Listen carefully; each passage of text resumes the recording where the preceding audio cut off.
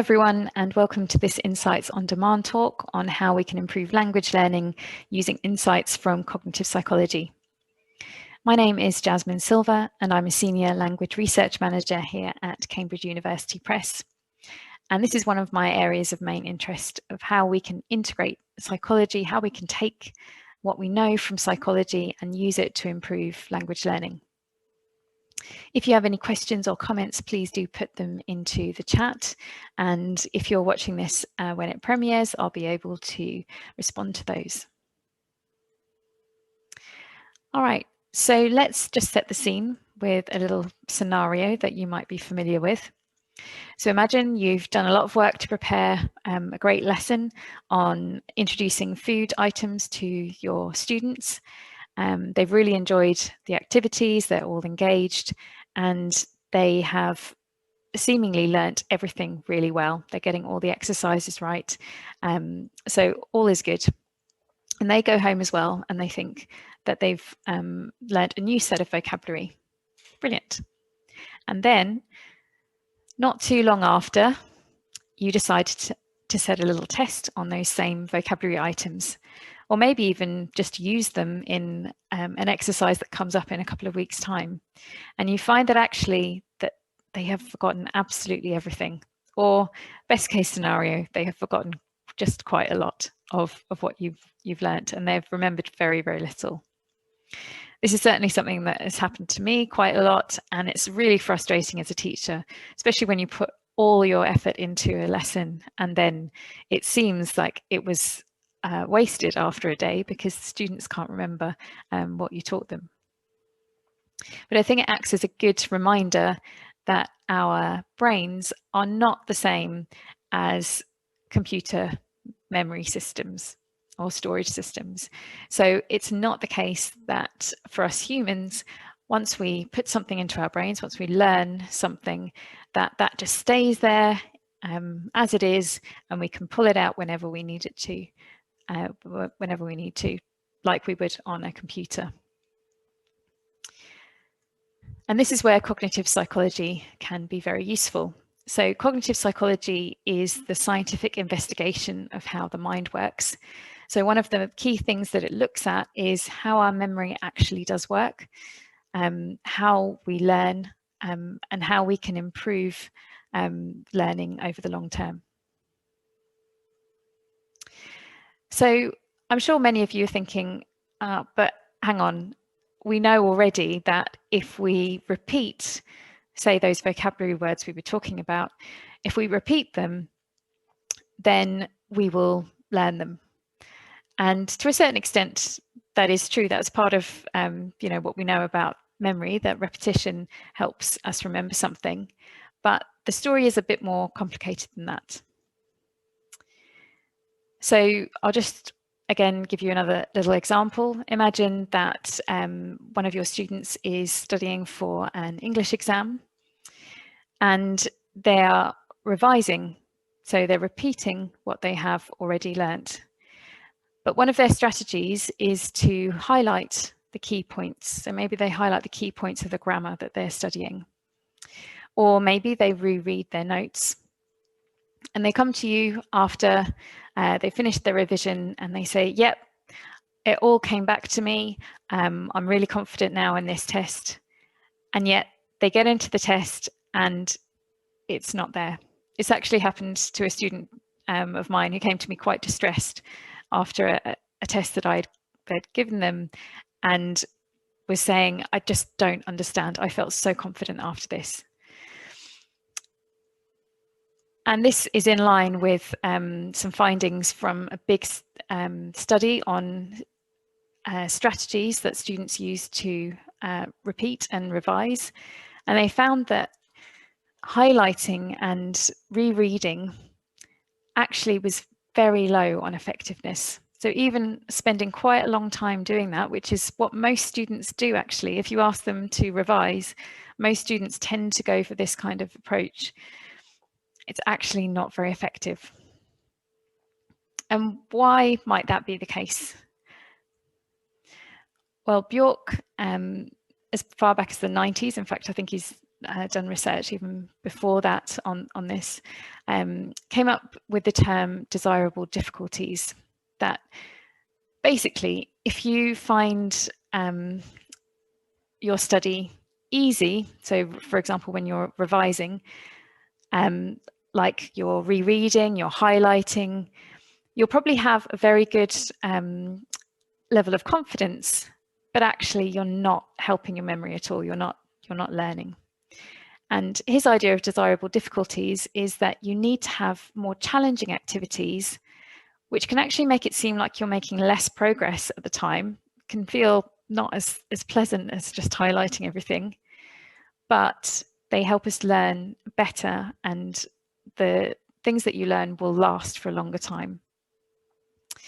So this is maybe not as popular with some of our students. They might not know about these things, but we're going to look at some ways we can incorporate this into our classes. If you want to find out more about desirable difficulties, there is a nice TED talk from Bjork, Elizabeth Bjork and Robert Bjork, in fact, and the link I've got here for you. So if you screenshot this, or you can pause the video, you can have a look at that to see what they say about desirable difficulties. Okay, so what are these challenging activities that can help us remember better? The first one that we have lots of evidence for that is very, very effective is something called retrieval practice, sometimes called the testing effect. And the idea is, by retrieving the information that you want to learn, it makes it easier to remember the next time. So how do we do that? By testing ourselves. So some of your students will already be doing that, and I would encourage them to keep doing that. But by actually trying to pull the information out of your brain, even if it's not successful, it's going to be more useful than just rereading or highlighting. So in that same study that I talked about, where they looked at all the different strategies, they found that this one, retrieval practice, was one of the most effective learning strategies. In language learning, this has been tested as well. So there's a nice paper by Kang and colleagues and called Don't Just Repeat After Me, Retrieval Practice is Better Than Imitation for Foreign Vocabulary Learning. So in this study, they taught students some vocabulary words, actually in Hebrew, and they had two different groups. So one group, they showed the pictures, and at the same time, they had someone read out the name of the vocabulary item in Hebrew, and students just repeated that. So that's how they learned the vocabulary. It was a listen and repeat activity. In the second group, after they'd shown the vocabulary items once, what they did was showed the picture for the vocabulary item that they were learning, and then there was a pause in which the students had to try to remember what that vocabulary word was. And then after that pause, they heard what the word was, so they could check whether they were right or not. And the researchers wanted to see which of these was more effective. And they found that when they tested the students immediately, so that's this first experiment one, their comprehension was better for the group that were testing themselves all the time, the retrieval practice group, than the imitation group, where they were basically listening and repeating. And this effect was even stronger when the test came later. So when they tested 2 days after this, there was even a much bigger difference between the retrieval practice group and the imitation group. And then when they wanted to test production, they actually found, again, really quite a big difference between the two, always in the favor of retrieval practice. So this is a nice illustration of how retrieval practice is effective for vocabulary learning in language learning. So how can we put these ideas into practice? So some very simple ideas are to put low or no stakes multiple choice or short answer quizzes into your classes to help your students try and retrieve the information that you've taught them. Low or no stakes basically means that it shouldn't feel like a test. It's important that when it's presented to students, that it's presented in a way that says, this is to help your learning. I'm not interested in how many you get right. This is like a brain training exercise, if you like.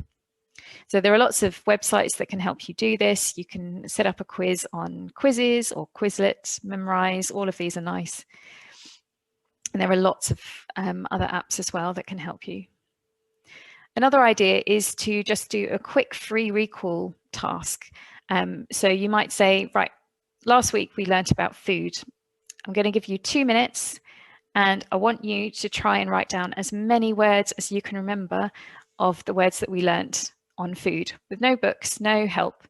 And then when the 2 minutes is up, they can compare the words that they remembered to the ones to their textbook or to the notes that they'd made, and see which ones they remembered correctly and which ones they didn't remember.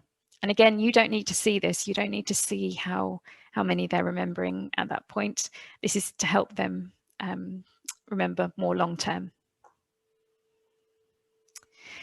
Okay, another idea from cognitive psychology is that we should be including something called spaced practice in our language learning.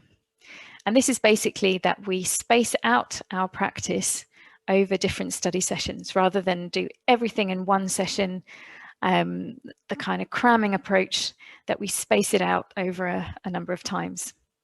Again, there's a lot of research that suggests that this is helpful for our memories, and not just for adults. I know those of you who look into psychology studies regularly will find that a lot of them are just based on adults, but this has been found across from very young learners to very not so young learners. The strategy is effective across all of those. There is a little bit of controversy about how much time you should leave between sessions. So, for example, one study found that if you have a test in 1 week, then perhaps you should repeat a day after you've studied. But if your test is a bit further away, then maybe you wait a little bit longer. So, for example, 10 days in their study they found was more effective before taking that test. But this is just one study. Other studies have found different effects. So it's a case of trying a few things out and seeing what works in your context.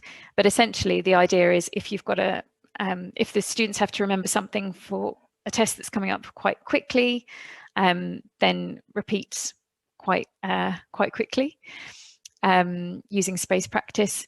But if the test is a bit further away, then leave it a little bit longer before you revisit that material. And then when you do revisit, again, you want to use these more desirably difficult activities like retrieval practice rather than just rereading or highlighting. So there's a nice set of suggestions here about how you can include distributed practice, as it's called here. It means the same as spaced practice, into your classrooms. So, for example, I'll just show you a few. For homework, we tend to set homework about what we've just studied in that class. But the suggestion here is that actually at least one question or one activity should be about something that you studied last week or even before that. And that will help you space out the practice. The quizzes idea, again, you can put quizzes into your classes or have them as homework. And again, it shouldn't just be about what you've learned today, but about what you've learned in the past. Also, when you're doing exams or little unit tests, that it shouldn't just be about what you've learnt recently, but it should cover everything back from the beginning of the course. You don't have to make huge long tests for that to happen, but just to have little bits here and there that make sure that students review stuff that that you learned right at the beginning of a class. There are some other examples here, but if you want to read a little bit more, just pause the video and have a look there. Okay, so hopefully this gives you some ideas of how you might try things out in your classroom.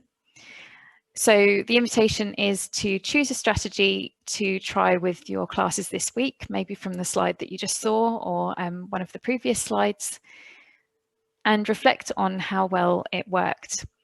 I want to be careful not to just say that all of these strategies that I've talked about are 100% guaranteed going to work in your classroom and you'll never have this problem ever again of students forgetting vocabulary. There are lots of different factors that we need to take into account. So the best thing to do is really just to try things out and see what works best with your classes. But these are what we might call best bets. They are things that we found in research again and again at work. So I really hope that you can find something that works well with your classes.